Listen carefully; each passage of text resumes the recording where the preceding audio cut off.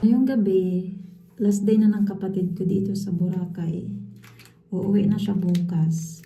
Naisip ko na lumabas kami at mag-dinner kami doon sa kinakainan namin ni Babe kasi masarap doon ang pagkain.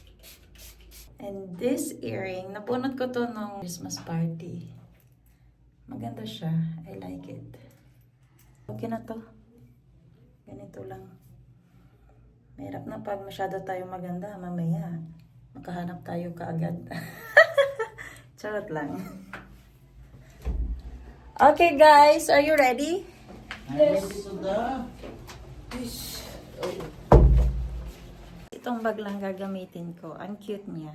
Nandito tayo sa isla. Siyempre, slipper lang.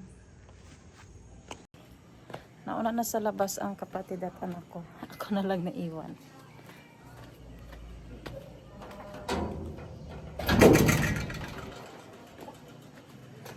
Okay, let's go.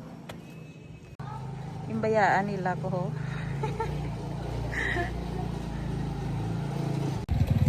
Nakabot na kami sa rin. Ay, bela ng motor. Na, ano talaga? Wait lang, anak. Mag-urong ka, hindi ako kasya. Kaya mo. Okay. Okay. Ari na kami sa dingol. Dugay ninyo nga duwaya.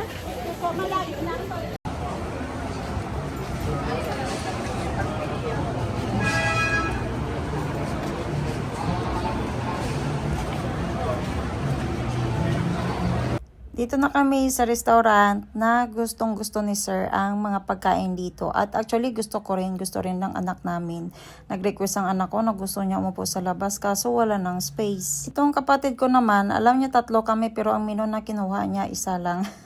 Ito ang hilig orderin ni Sir.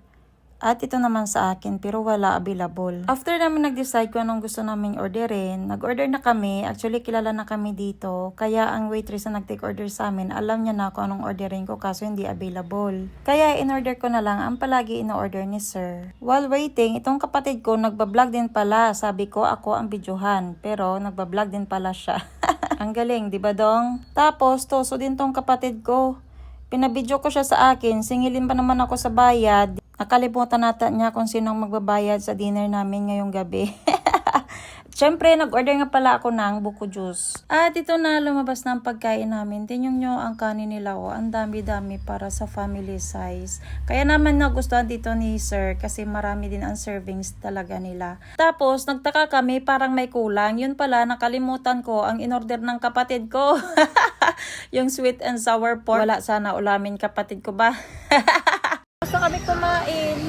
Naglalakad-lakad na kami ngayon sa beach. I'm here! Nahanap nila ako. Kala nila na wala na.